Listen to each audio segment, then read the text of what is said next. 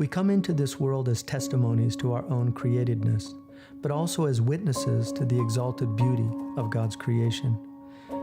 Even the death and decay of the natural world has a beauty of its own.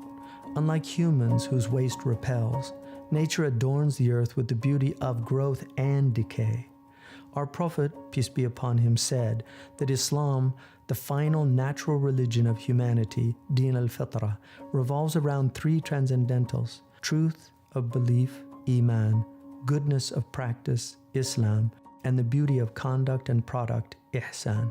We know that the religion of Islam itself cannot be beautified by mere mortals, for God revealed it and adorned it with its own divine beauty. Indeed, God is beautiful and loves beauty.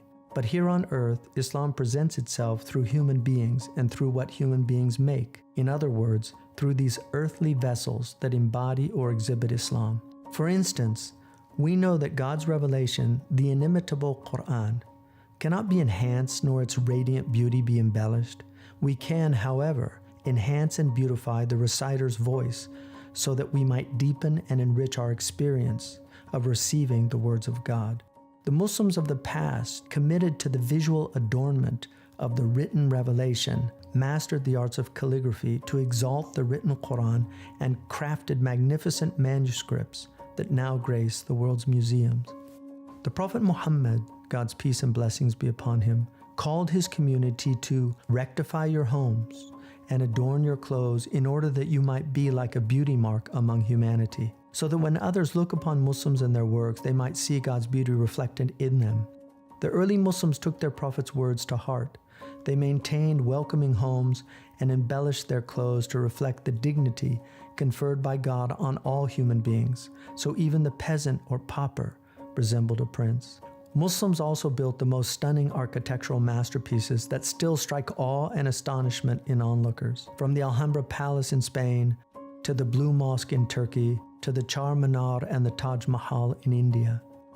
They enhanced their works with ihsan, that intangible, beauty-making quality of Islam that cannot be seen, touched, or heard, but only experienced through sight, sense, and sound, due to its immateriality that evokes otherworldly dimensions.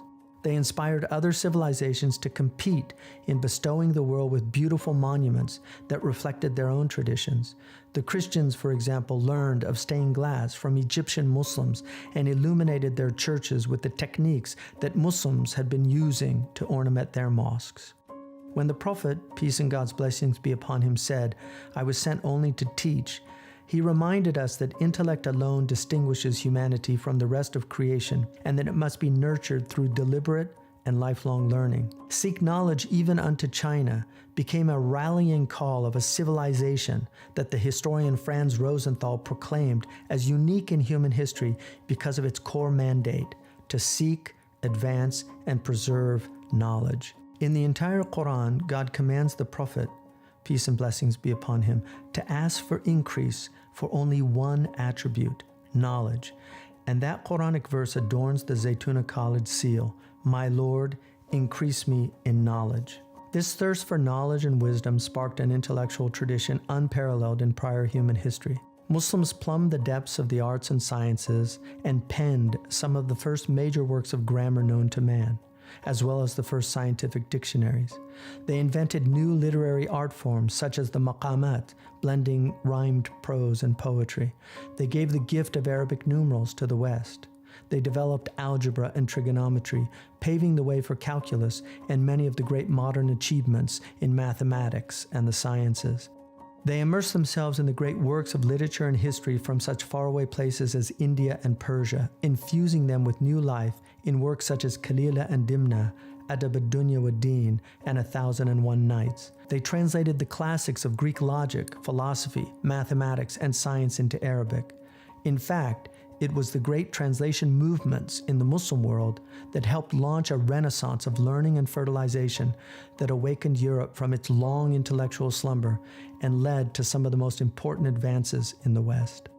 Early Muslim centers of learning became the envy of the world and inspired the great Christian universities in France, Italy, and England during the Middle Ages, which taught the sciences that they had learned from the Muslims. Humanity's great teaching institutions were built by Muslims for a reason. They knew that structured learning provided the best means to prepare students for the challenge of cultivating this world for its own success, but more importantly, for success in another, more perfect, more excellent, more beautiful world. Hence, Muslims built their schools to remind students of paradise and the higher purpose of education. They inculcated a love of beauty and ihsan in their students, which was mirrored even in the notebooks they left behind, in the stunning illuminations of their manuscripts, and in the dignified clothes they wore that exemplified the nobility of their pursuit of sacred knowledge. Inspired by the Quran's vivid descriptions of a verdant paradise, Muslims cultivated landscapes with the Four Gardens theme memorialized by the Indo-Persian civilization as Charbagh. They enriched and ennobled their schools and mosques with such gardens that featured octagonal fountains to call to mind the 8 throne carriers upon water mentioned in the Quran. The architecture was often graced with geometrical patterns and tessellations theoretically capable of infinite repetition to evoke the infinite one hidden behind the dazzling multiplicity of creation. In all these ways, Muslims and what they built served as the vessels of Islam, reflecting the beauty of God's last revelation. Today, however, the beauty of the vessel has receded, veiling many from the beauty of its content. The Prophet, God's peace and blessings be upon him, warned us to be mindful of how others perceived Islam, saying, "Give glad tidings and do not dissuade people or cause aversion in their hearts of Islam." He knew that all people naturally incline towards the beautiful and that their souls recognize beauty when they see it. He, peace be upon him, desired the vessels to be noble and edifying so that haply the hearts might awaken and turn to the truth within. Today, when Muslims are sadly witnessing the destruction and neglect of much of Islam's rich inheritance, we aim to transform the Zaytuna College campus, God willing, so that it becomes renowned both for its ethereal beauty as well as its devotion to learning. We hope it becomes a place that attracts from far and wide students and others so they might witness and experience the beautiful vessel that encases and emanates from the beauty of Islam. About 100 years ago, Thomas Church, a world-renowned American landscape architect who had studied the Islamic Moorish and Andalusian gardens while in Europe, created the blueprints for the gardens of the property that currently houses Zaytuna College's upper campus. He chose as his theme Islamic gardens based upon the Charbagh design, not knowing that one day Muslim students would walk among his designs and contemplate the very Quran which inspired his vision. We want to restore his glorious designs to their original splendor as a testimony to the beauty of our faith. Our vision for this college remains firm: to educate and prepare future generations of students in a beautiful setting conducive to the pursuit of knowledge so that they might go into the world as intellectual and spiritual ambassadors armed with the power of permanent truth, a precious gift bestowed upon us by our Creator. Our Prophet, God's peace and blessings be upon him, was a transformer of worlds.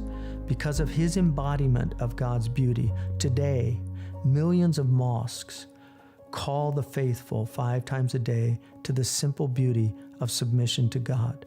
Our Prophet, God's peace and blessings be upon him, gifted us a vision of how we might embody and exhibit that beauty. So we ask that you join us as we endeavor to artfully and attentively transform our campus into a timeless vessel that will, God willing, remind all who come to study or to visit of that otherworldly garden awaiting. Please support us as we strive to remind a parched humanity in the barren desert of modernity that Muslims who once helped transform the world can, God willing, be once again that beauty mark that the Prophet ﷺ called us to be.